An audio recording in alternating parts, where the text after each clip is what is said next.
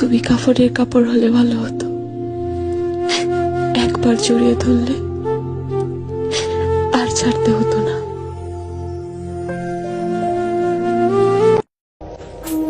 সময় পেলে একটু ভেবে দেখো, ভালোবাসা আর সময় ছাড়া তোমার কাছে চেয়েছিটা কি আমি? তারপর এত অবহেলা তুমি আমাকে করলা, এমন অসহায়ের মতো ছেড়ে দিলা, এরকম অসহায় আমাকে বানায় দিলা। ভালো তো আমাকে একটু আসতে পারতা, একটু ভালোবাসাই তো চাইছিলাম। দামি সোনা, গাড়ি বাড়ি, টাকা পয়সা এগুলো তো চাইনি আমি কখনো।